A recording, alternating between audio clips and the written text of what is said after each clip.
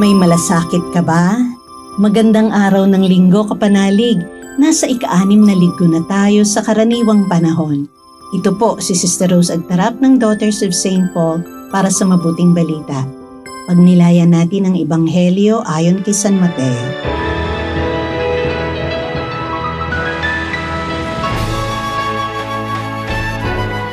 Sinabi ni Jesus sa kanyang mga alagad, Huwag ninyong akalain na naparito ako para pawalang bisa ang batas at mga propeta. Naparito ako hindi para magpawalang bisa, kundi upang magbigay karapatan. At talagang sinasabi ko sa inyo, habang hindi nagbabago ang langit at lupa, hindi mababago ni isang kudlit o kuwit ng batas. Lahat ay matutupad. Kung may lumabag sa pinakamaliit na ipinag-uutos ng batas, at magturo ng ganoon sa mga tao, ituturing din siyang pinakamaliit sa kaharian ng langit. Ngunit kung may magsasagawa at magtuturo ng mga ito sa mga tao, magiging dakila siya sa kaharian ng langit. Sinasabi ko sa inyo na kung hindi mas ganap ang inyong kabanalan kaysa sa mga guro ng batas at mga pariseo, hindi kayo makapapasok sa kaharian ng langit. Narinig na ninyo na sinabi sa inyong mga ninuno, huwag kang papatay, dapat managot ang pumatay. Sinasabi ko naman sa inyo, mananagot ang sinumang nagagalit sa kanyang kapatid. Mananagot sa sanggunian ang sinumang manuya sa kanyang kapatid. Nararapat lamang itapon sa apoy ng impyerno ang sinumang manghiya sa kanyang kapatid.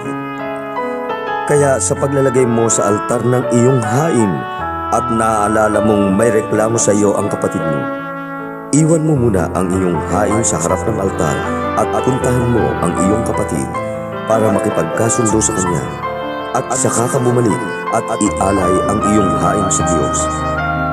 Makipagkasundo na sa iyong kaaway habang papunta pa kayo sa hukuman, at baka ipaubaya kanya sa hukom na magpapaubaya naman sa iyo sa pulisya na magkukulong sa iyo.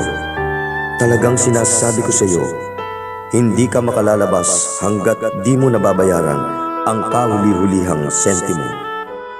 Narinig na ninyo na sinabing, huwag kang makiapid. Ngunit sinasabi ko naman sa inyo, ang sino mang tumingin ng may pagnanasa sa isang babae ay nakiapid na rin sa kanyang puso. Kaya kung ang iyong kanang mata ang nagbubuyo sa iyo sa kasalanan, alisin mo ito at itapon. Makabubuti pa sa iyo na mawala ng isang bahagi ng iyong katawan kaysa matapon ang buo mong katawan sa impyerno. Kung ang kanang kamay mo naman ang nagbubuyo sa iyo sa kasalanan, putulin mo ito at itapon. Mas makabubuti sa iyo ang mawala ng isang bahagi ng iyong katawan kaysa matapon ang buo mong katawan sa impyerno. Sinabi rin namang, kung may makikipagdiborsyo sa kanyang may bahay, bigyan niya ito ng katibayan. Ngunit sinasabi ko sa iyo, kung may magpapaalis sa kanyang may bahay sa ibang dahilan, maliban sa kawalang katapatan, pinapakiapid niya ito at nakikiapid rin ang nagpapakasal sa babaeng diborsyada. Narinig na ninyo na sinabi sa inyong mga ninuno, huwag kang sisira sa iyong sinumpaan. Tuparin mo ang sinumpaang pangako sa Panginoon. Ngunit sinasabi ko naman sa inyo, huwag kayong manumpa sa ngalan ng langit pagkat naroon ang trono ng Diyos, ni sa ngalan ng lupa pagkat ito ang tuntungan ng kanyang mga paa, ni sa ngalan ng Jerusalem pagkat ito ang lungsod ng dakilang hari. Huwag kang manumpa ni sa ngalan ng iyong ulo pagkat ni hindi mo kayang paputiin o paitimin ni isang hibla ng iyong buhok. Sabihin mo, oo, kung oo, at hindi kung hindi. Ano pa mang sasabihin mo'y sa demonyo na galing.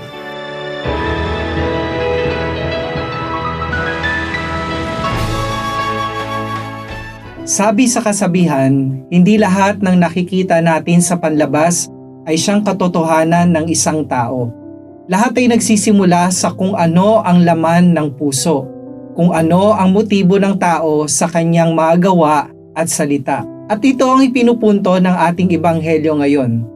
Sinabihan ni Jesus yung mga nakikinig sa kanya, kung ang pagsunod ninyo sa kalooban ng Diyos ay tulad lamang ng pagsunod ng mga eskriba at pariseyo, hindi kayo makakapasok sa kaharian ng Diyos. Bakit? Paano ba sinusunod ng mga eskriba at pariseyo ang utos ng Diyos?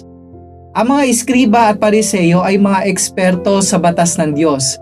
Kaya nilang ipaliwanag ang lahat ng nasasaad sa batas ni Moises, sa batas ng Diyos, pero hindi lahat ito ay kanilang isinasagawa. Kaya nga kung matatandaan ninyo, sa Biblia ang tawag ni Jesus sa kanila ay mga ipokrito o mapagpanggap dahil iba ang kanilang ginagawa sa kanilang sinasabi. Alam ng Diyos ang laman ng ating puso. Kaya naman sa ating ebanghelyo ngayon, sinasabi ni Jesus na hindi lang yung aktwal na pagpatay, aktwal na pakikiapid at aktwal na hindi pagtupad ng pangako ang mali, kundi kung saan nagmumula ang mga ito. Ang pagpatay ay dala ng galit at paghihiganti na nasa loob ng ating puso. Ang pakikiapid ay dala ng kawalan ng pag-ibig at katapatan sa ating puso. Ang pagsisinungaling ay dala ng takot sa katotohanan. Sabi nga sa Biblia, kung ano ang laman ng puso ay siyang bulalas ng bibig. Kaya't pinaalalahanan tayo ni Jesus na siyasatin natin ang pinagmumulan ng lahat ng ating mga kasalanan. Ano ba ang laman ng ating puso? Manalangin tayo. O Jesus, tulungan mo akong siyasatin ang aking puso sa mga kasalanang madalas na nagtutulak sa akin sa maling salita at gawa. Patawarin at baguhin mo ako. Amen. Mga kapanalig, maraming salamat po sa inyong suporta sa aming misyon, lalong-lalo na sa donors at sponsors ng Mabuting Balita.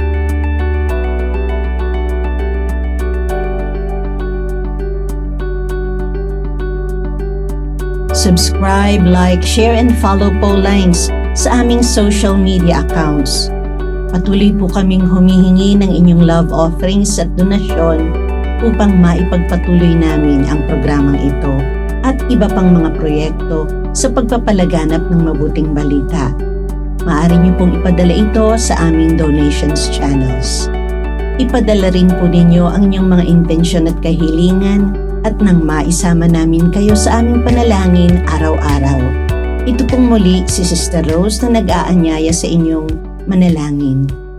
O mapagkalingang Birhen ng Lourdes, dumudulog kaming dumaranas ng mga karamdaman sa iyo, sapagkat ikaw ang taga-aliw ng mga nagdadalamhati at kalusugan ng mga may sakit.